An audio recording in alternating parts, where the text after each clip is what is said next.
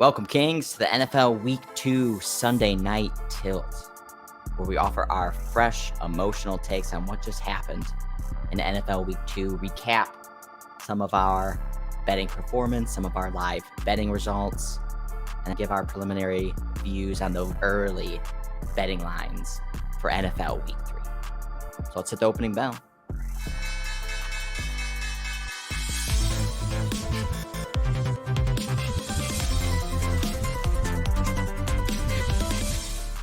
All right, Judah, we're out of Survivor.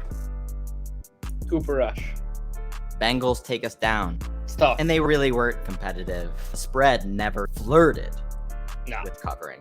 No. Even the drive that they put together ended up tying the game. Took 8 minutes, showing no urgency. We knew that the offensive line was new, ostensibly an upgrade, but could take time to come around. And that's really hampering the Bengals. We were able to avoid it in week 1, and in fact capitalized on a lot of Bengals, betting them live last week. And I was able to capitalize on betting them a little bit, just hedging my emotions live this week. Got some +3 and +6 just to hedge against losing the Survivor. There's such a nice golden opportunity because so many people have been wiped off the map so fast, and that we had the skill set to be able to be really competitive, and Bengals steal it from us. It stole it from me and Zach last year. It was Mike White. This year, it's Cooper Rush. Despite the Bengals playing horribly, when they tied the game, I was like, all right, they're going to come back and win. But also, what's frustrating is that strategically, I was thinking, did I make the right process? Did I not? Did we approach this the right way? But I regret not taking. I think the Bills are going to absolutely steamroll the Titans. And it's a little bit of game theory, a little bit of contest selection because of the holidays and want someone for Christmas and Thanksgiving. But when so much of the field goes down so early, I wonder if it's just worth it to just take the team you think is going to win most and worry about week 14 when week 14 comes up. Yeah. And yes, Arjun, it's way too early because I already see this happening on Twitter today. Everyone's out in force, dunking on the Bengals. It's too early. The reason we didn't actually bet the Bengals was the Zach Taylor case and just a lack of offensive creativity and even like you were saying, a lack of urgency. That shows. And I think if the Bengals had more drives, they're going to beat the Cowboys. Maybe they would have. I'm honestly not sure because the defense was showing cracks as well. When the Cowboys needed to move the ball, and in fact on that last drive, just shredded them. Moved right down the field. Yeah, the Bengals, they're going to still live and die by the explosive plays. And I'm not ready to give up on that just yet. Look, we know Joe Burrow is responsible for most of the sacks, and I think you make a good point about the chemistry, not to mention that Joe Burrow missed most of camp.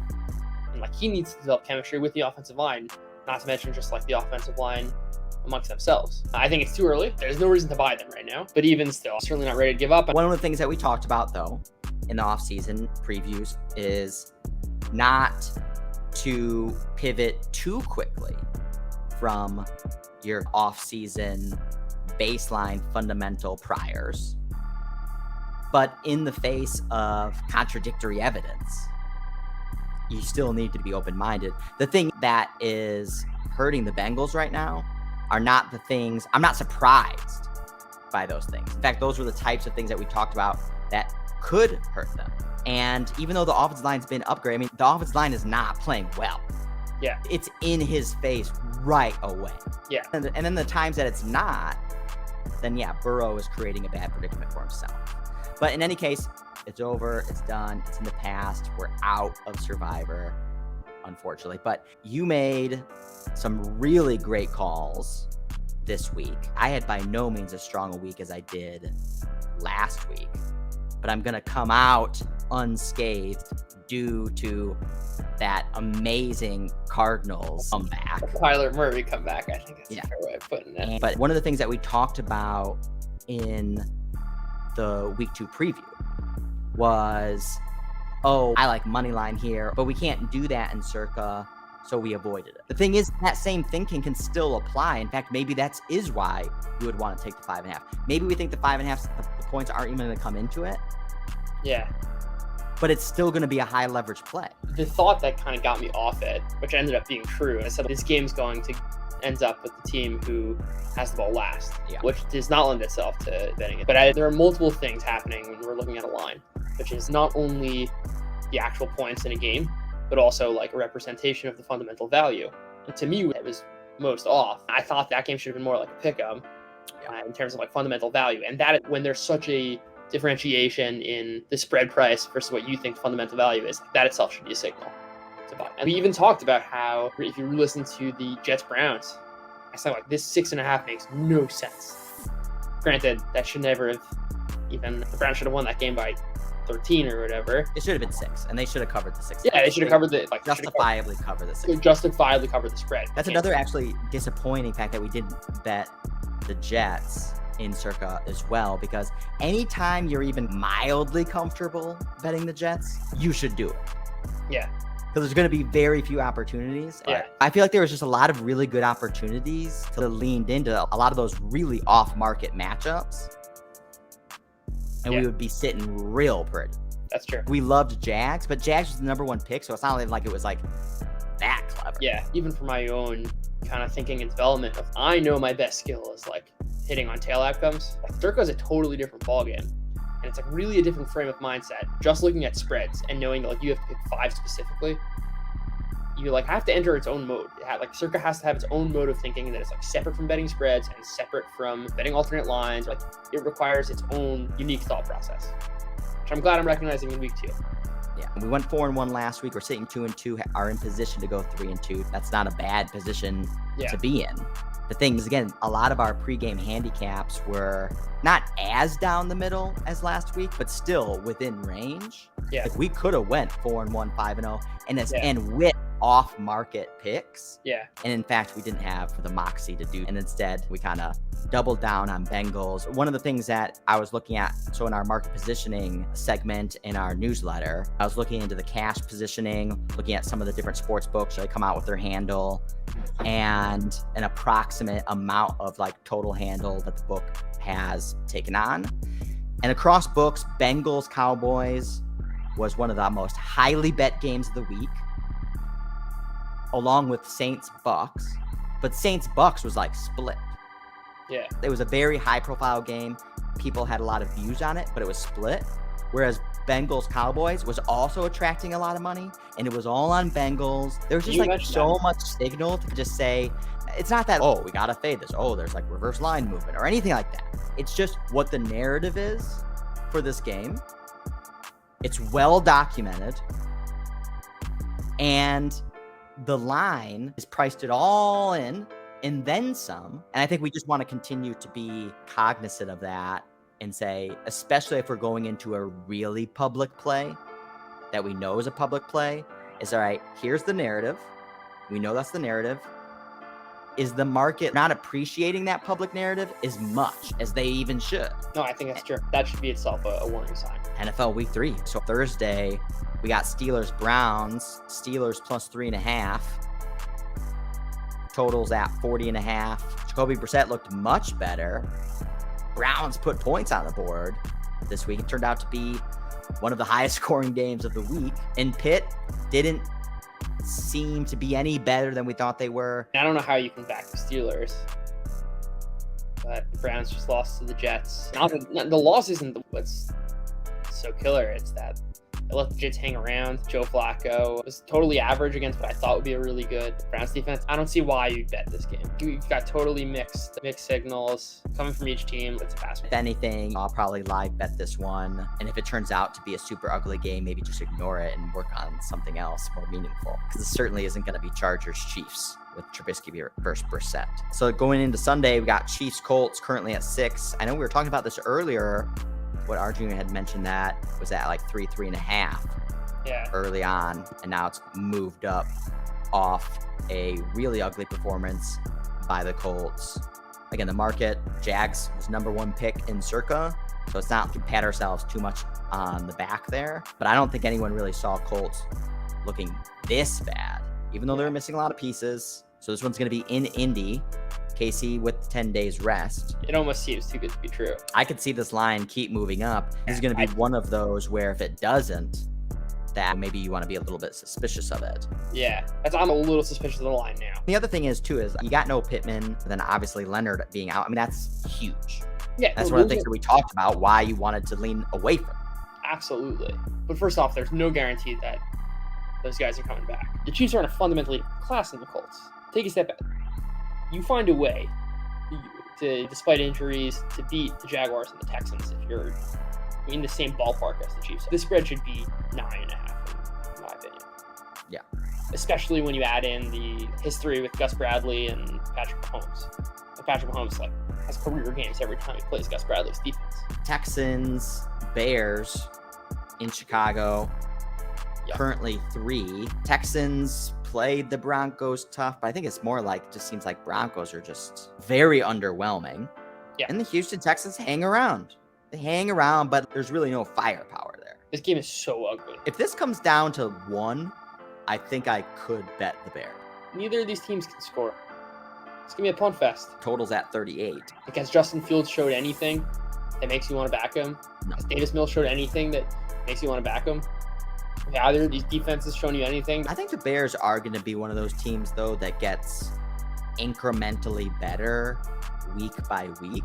Yeah, they have pieces, and I like Matt Eberflus. And unlike the Texans, the Bears are going to be one of those teams that we talked about in the past that are going to put themselves in positions for explosive plays. Sure. I hate that. I'm not excited to bet this. Certainly not early in the week. Certainly not at 3 as well. I want the market to really sell off on the Bears. This isn't selling off on the Bears at this point. No. Okay, Lions at Minnesota. Still need to see Minnesota play tomorrow. Currently 7.5. Detroit looked awesome. So we were trying to follow that game all week, trying to buy the dip. You bought the dip so deep that you actually got some of those to cover. I got lucky from the in-game perspective. They were never competitive. They weren't. And it almost worked out, which would have been crazy. Towards the end of the week, this was definitely my highest conviction play. And I'll take the L there.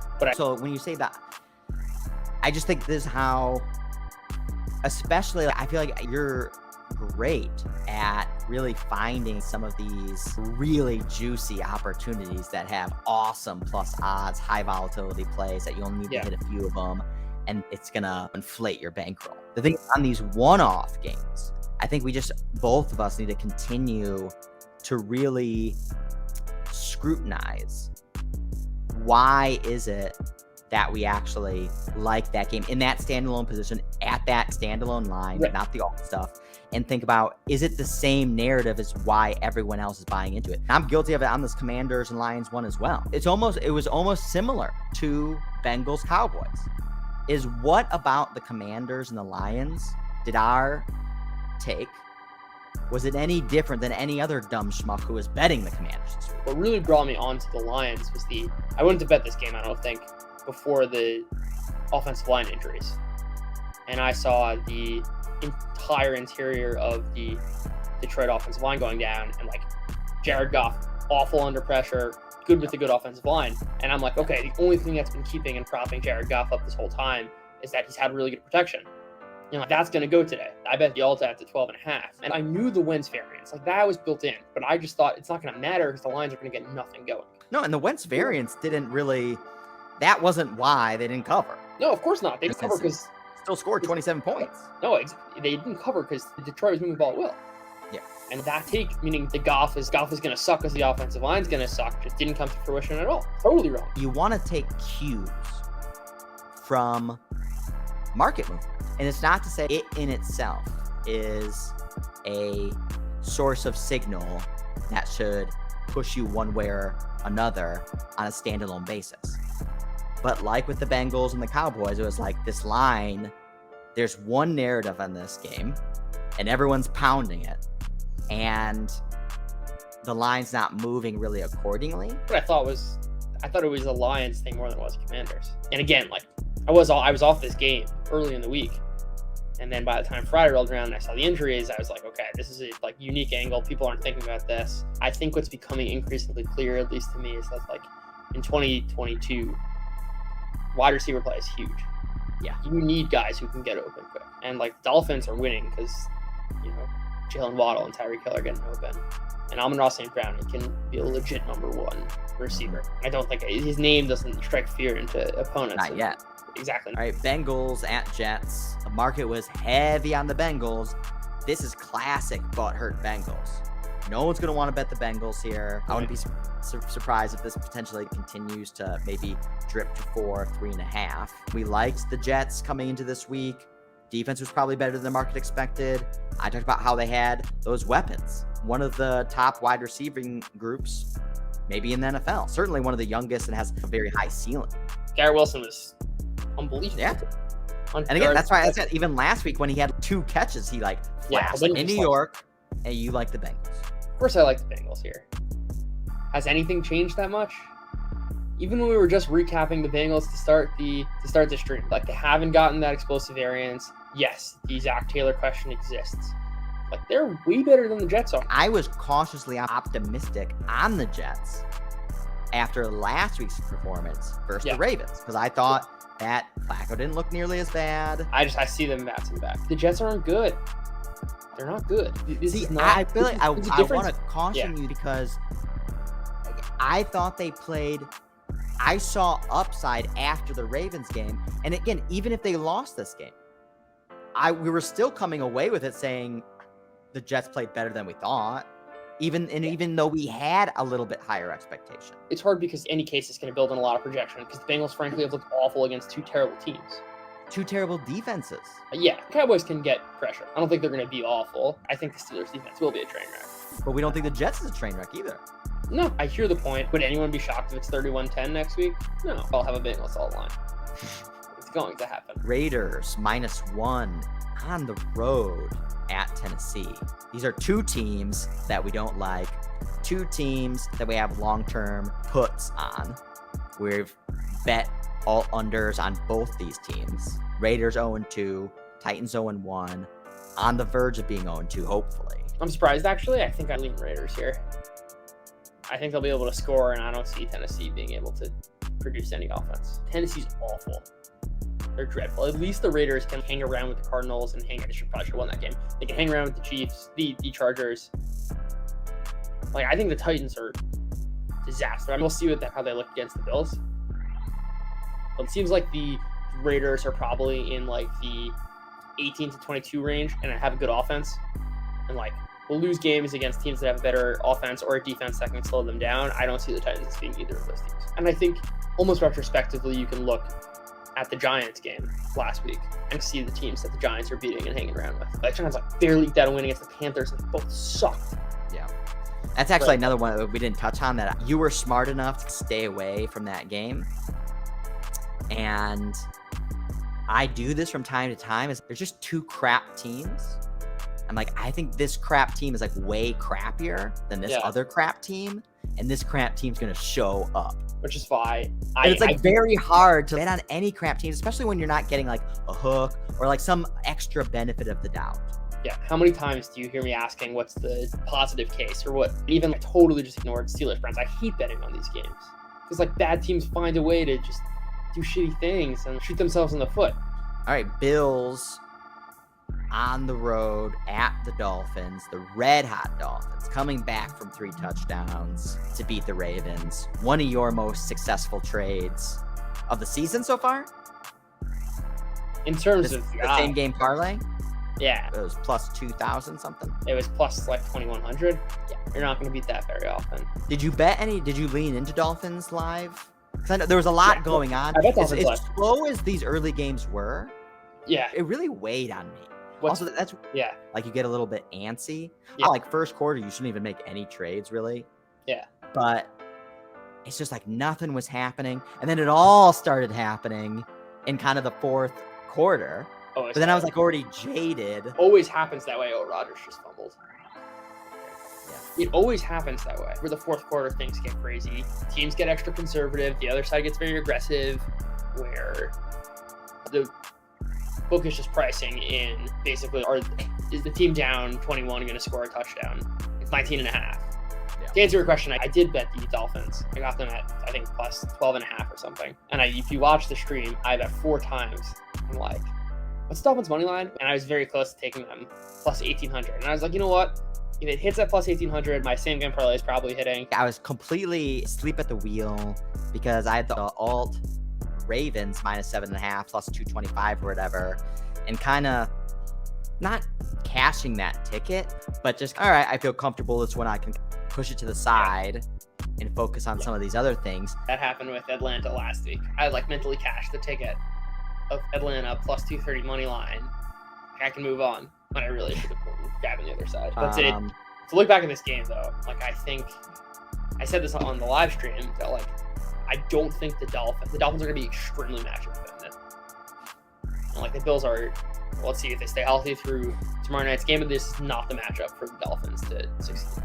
Yeah, that's really important because that's basically saying like this type of performance they haven't come up with some new epiphany, or it's not like it all just came together and this is the type you're going to see week in and week out now. It's going to be very dependent on who they're playing. And I don't think the market's pricing that in the slightest. And I don't think they were pricing that in the Ravens game, which is why I capitalized with the same game parlay. And that was my exact reasoning behind giving that bet. I like the Bills at 4.5 here, a screaming buy. I wonder if you get a good performance from the Bills 6.5 tomorrow, if this might move up. Yeah. Although that Miami performance was just so visceral that I feel like even if you get a good Bills performance, there's going to be Dolphins backers out there that, because even in our preseason preview, like we talked about that there's like multiple ways that this whole kind of Dolphins season could go.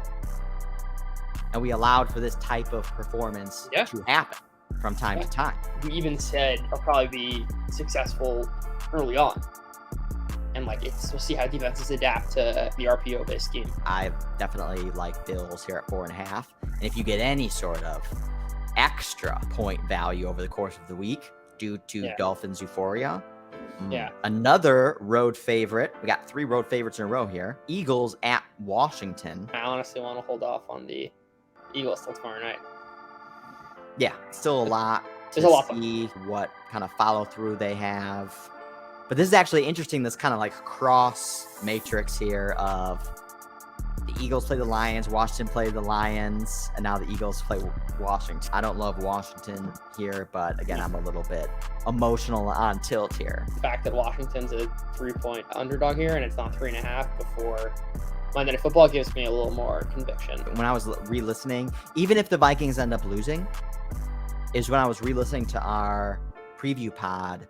Like, you liked the Vikings so much and had just so much insight to share on that game, and how the types of things that you talk about, how, Jordan Jefferson is like getting schemed onto linebackers. Like, that doesn't happen by accident. See, that's the type of things that like people aren't necessarily talking about. When I'm talking about like why we're betting certain games and we're reciting the same narrative that you can go on NBC Sports or whatever, that's a red flag, a yellow flag at minimum. That's why I wish we would actually put in Vikings, just because it would have been at least a more nuanced play. Yeah, it's the same thing as the Dolphins. Like no one's counting for the fact that the Dolphins are going to be extremely matchup dependent this year. Yeah. Saints at Panthers.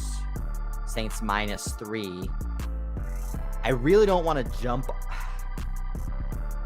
I want to say I like the Saints, but it seems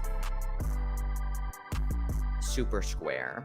I guess we want to see some of the injuries. Is Kamara going to play? Winston was already banged up, and that was one of the reasons why I was getting cold feet on that Saints play come Sunday morning. You'd think that the Mayfield's gonna get better week by week. I've got nothing. Ravens at the Patriots. I already bet Ravens -3 here. This is a joke. I expect this to continue to trickle up. Ravens offense was as good as it's ever looked. They didn't lose that game because of the offense. And what are the Patriots going to do in any way that replicates what the Dolphins just did? Patriots have no offense at all. It's got to be something more like Ravens-Jets. Like the way the Ravens-Jets game played out. Yeah. Was the Ravens don't really do anything, and maybe they get 2 explosive plays that kind of change the outcome. Here's the difference. They're going to get a lot healthier from week 3 to week 1. I like to think Ronnie Stanley's going to be back. J.K. Dobbins is probably coming back. We'll see how the injuries shake out, but at least preliminary, the Ravens seem like they're going to be a bit healthier. There was nothing that we saw, at Patriots least here on Sunday night, from the Patriots-Steelers that would say, oh, the Patriots are better than we thought. No, they eked out a win there. Patriots are terrible. The Steelers are god-awful also, especially with that feature block. Yeah, this I line. mean, I was like, luckily we were sweating it out even at the end. Like, oh, and it was lucky that the Patriots just drained the last 6 minutes. Yeah, they turned the clock. Yeah. Yeah, after it was taking forever. Jags +7 at the Chargers. This is interesting because this is two emerging betting contingencies who both really like these teams now, butting heads. Chargers coming off 10 days. What's the latest that you've read about? I was going to say, it depends on Herbert. Okay, so I read they're going to see on practice Wednesday. I also saw Kamara or someone else had the same injury as Herbert, and they didn't play, which I think it's different when it's a quarterback and like they're using extra caution, but it does go to show that this is not a gimme injury to play through. Even when Herbert was playing extremely hurt at the end of that game, like he was still throwing dimes. He made one of the best throws I've ever seen in my life. Yes. So I'm not worried about whatever the doctors decide. If he is in there, I'm going to expect Herbert to be at full strength. And I'm going to assume he's in there. And also, the Jags, again, have shown life, but this is a different class. Completely different class. And they're going to be now on the road as well. But this is not a sinking Colts team with no weapons whatsoever. Yeah. This team's jacked. Coming off Thursday night. Yeah. If this moves under 7, I'd like the Chargers. Yeah. And I think this is a game that I feel like could reset expectations for the Jaguars' love. Yeah. They're not quite there yet. No, they're not quite there yet. It's really riding the Jags' case. I think they should be favorites in this division. Yeah, at this point in time, absolutely. There's already a lot of love on the Jaguars to win the division prior to the season starting, but I think they've already shown enough maturity to already show that there is enough signs here. Now I've actually seen it, and I'm willing to take a little bit of a discount for that. Yeah. The bear case on the Colts is playing out. The bear case on the Titans so far is playing out, and the bull case on the Jags is playing out, and you're still getting it at plus 350. Yeah, and the Jags plus 350. Jags have a huge win over the Colts, right? And this is on DraftKings? Yeah. That's super attractive. And they still, I think, should be a 7-point underdog against the Chargers, which goes to show the class and what's driving, I think, the Jaguars' love and being able to separate those two things. Yeah. Ooh, Packers Bucks. This game's interesting. Yeah, Green Bay definitely looks much better than last week, and they should, since they're playing probably a bottom 3 team in the league. If the Bucks are still super banged up, I don't know if Evan's going to miss any games because maybe get suspended. I don't know. I don't think it was that big. Yeah. But if no Jones, and again, no Godwin still. Yeah, definitely no Godwin. I like Packers here at this point in time. Absolutely. I also think the Packers are a better team. Tampa Bay has shown nothing. In fact, they've shown that Brady can't necessarily overcome his circumstance just because he's Tom Brady. He's been. But the Bucs defense does look good. Yeah, we'll see how that fares against Rodgers. They've looked better today. I looked terrible versus Minnesota. Yeah, that would be my worry. The market is so focused on how underwhelming the Bucs offense looks, and not thinking about the defense because the defense isn't sexy. And now you see the Packers come back, maybe beat the Bears by 2 touchdowns on primetime cover. I don't take any signal from the Bucs defense shutting down Winston and an incredibly hurt Cowboys team. I don't think the Cowboys offense is good. The Saints still move the ball fine. I also it's a categorical different game. I don't think the defense matter. The defensive matchup doesn't matter so much when you have Aaron Rodgers on the other side, especially for a team that as every week goes on, the chemistry is going to continue to improve. And Rodgers, we know is very reliant on chemistry, right? Timing patterns are huge for him. Back shoulder throws back shoulder throw to Jordy Nelson was a staple. The Bucs' defense can be great. I also think the Packers' defense can be great, and that might be going overlooked. It's certainly not enough to give me a plus 140 on the money line. I think this game's closer to a pick, or at least plays out more like a coin flip. I could see this being under. I think this is high at 45 right now. Yeah. Rams at Arizona. Rams minus 4.5. Another road favorite. Over under 51.5. Arizona didn't look good for 3.5 quarters. If I want to bet Arizona this week, I want to bet 50 to 1 to win the Super Bowl. What the second half of that game showed me was that Kyler Murray could be the best quarterback in the NFC. He single-handedly could take over games. And especially when Hopkins and Rondale Moore are back, that could be an absolute dynamic offense. You know the tail in Arizona is so fat. And if they're getting there, they're going to need to win this game. Rams let the Falcons right back into that Right back game. in. And the Falcons were moving the ball even when it was like 31-10 Yeah. or whatever. Like the Falcons were moving the ball. Yeah. The defense does not look like it's that good. I mean, the Cardinals have been terrible. And the defense looks awful. Yeah. And the offense was like entirely Kyler Murray. And that's... I want to buy the cards off. That's what I'm saying. It's like, it's not a spot to buy the cards, which is why if I want to buy the cards, I'm buying the Super Bowl because I'm buying the long-term view. Yeah, Falcons +2 at Seattle. I really like Falcons +2 here. The one thing that makes me nervous about it, again, this is like badish team versus bad team. The win off the Broncos looks worse. Yeah. I've liked what I've seen from the Falcons in 2 games in a row now, even though they've lost 2. Yep. Would you be surprising at all if Seattle finishes as the worst defense in the league? No. Terrible. And like the Falcons can move the ball, especially if they get Kyle Pitts more involved. And I think this is a matchup where he'll finally shine. Playing in Seattle gives me like the slightest bit of pause, but I think Atlanta's much better than Seattle. And Seattle's offense can't do anything. The Seattle lowest points scored so far, was one of my favorite futures bets that you touted. That was one that like really came together and crystallized when we were really talking about Seattle during the preseason preview. Yeah. And that looks right on pace. I think the market still thinks these teams are in similar tiers, and I think the Seahawks are terrific. I wish the Seahawks looked a little bit better than they did today, just so this could be like a field goal. I don't think it's not going to get there. No. Not going to get there.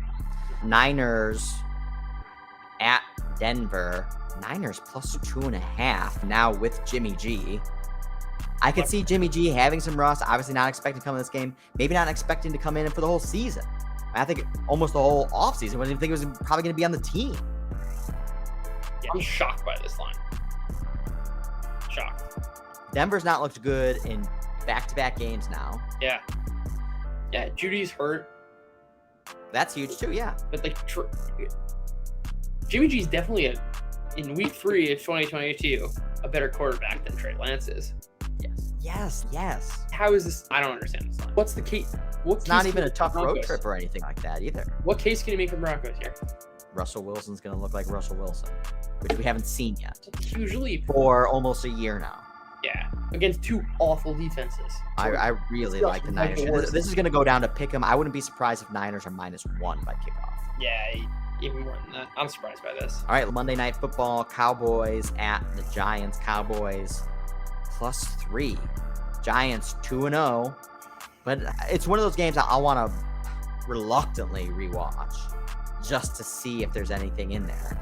But watching it from a distance as we were monitoring it over the course of the day just looked hideous. And they just happened to be the less shitty team versus the Panthers today. Now that they're another -3. Here's the play: Micah Parsons over half a sack, whatever plus odds you can get. Look, like we've got a bunch of really great games on this slate, a bunch of really shitty ones, and this one. Yeah, nothing can be as bad as this week, as far as like those early games at least. Yeah, at least they ended up compelling. Like, they ended up compelling, yeah, but it's like it almost put me to sleep. Yeah. To where then I didn't pay attention enough to actually see these things develop, stay on top of it actually, and capitalize on it. Yeah. The way you probably should have. Here's the other thing, it's just a note. Twice today, had okay leans early on, like before the game, on the Cardinals and the Dolphins. And both of them, I was really debating taking their money lines at the Dolphins 1,800 and Cardinals 2,200. And both times I was like, no, I've got enough exposure. Like, why do I need to like buy more here? And that's why you need to budget enough. That's what happened in the Washington one, is I bid off a little bit too much too early, and then my budget was filled on how much Washington exposure do I want. Yeah. And then when the real juicy lines came up, I had my fill and didn't take them. Exactly. Especially if you see those types of scenarios potentially playing out, you want to budget for it accordingly. That's the tail you need to hit. It's like if you still think that scenario, who cares? Like, you make sure you can budget that. I wasn't like running into a liquidity issue. I just didn't bet it. I was like, I've got enough on this. It's almost like emotional, where it's I'll be happy if it happens anyway. And obviously that's totally irrelevant. My goal is to make as much money as possible. I don't care about my happiness here. In week 1, I kept leaning into some of those plays like Colts and Saints, even though it felt bad. And it's like, oh, I guess I'm just gonna keep losing money on these games. Yeah. And you saw the sorrow in the early third quarter. But then those things all came to fruition because you had, again, and two, because I didn't feel overexposed as well. Because you don't want to overexpose yourself. No. You don't want to lose 10% of your bankroll because some game spirals out of control. One of the things we didn't do today, we can pat ourselves on the back, and even Dan was encouraging us not to do this, which is be too early to try to buy into Colts. In fact, I didn't buy any Colts. I don't think you. I didn't even seriously entertain anything Colts. Yeah, but that was one of the things we kept seeing. Like, oh, it's plus 4.5. Oh, it's plus 7. Plus 13.5. And again, even I remember even Dan was in the chat. It's like, nah, still too early. And there was no buy signs. Yeah. And so it's not to say that, again, you just, oh, there's line value out there. Oh, you're getting a touchdown plus, or you're getting 10 points. So now buy it. That you need to have a thesis and a rationale. But you had one in Arizona and you had one in Miami. That's the key. Just at the budget. That's the key. Yeah. All right. Good stuff. That's the conclusion of the week 2 Sunday night tilt. Have some real tilt in this episode, unlike last week when we were just tilted because we didn't go 5-0. Woe is us. Sitting at 2-2. We're out of Survivor. We have Bills minus 10 tomorrow. If Bills look ugly and Titans win straight up, then like tilt is going to go into overdrive. But if we can close out the week 3-2, and then we're sitting at 7-3 through 2 weeks, that's strong. That's 70%. You're on target. Even despite an ugly Circa week, especially if you include your Thursday night, I think both of us ended with terrific week. Yeah, it's like that week 1 set such a high bar, too, because we were 4-1 in Circa. We cruised in Survivor, made like 9-10 units on the live betting stream. All the comebacks came to fruition. I was up like 20 plus units net overall on the week, and then tailed into that Thursday night game. And today, for me, again, I'm going to come away essentially maybe up 1, maybe 2 units. But again, it's just that Bengals, man, just really, it's in my stomach. Yeah. But we're still in Circa, and it's still very early, and I think we're going to be competitive all season long. Hey, we don't have to be distracted by Survivor anymore. We don't have to be distracted by Survivor. Alrighty. Thanks everyone for listening. Thanks Arjun for joining. Thanks Dan for joining. And we'll see you guys later this week when we dive deeper into previewing week 3.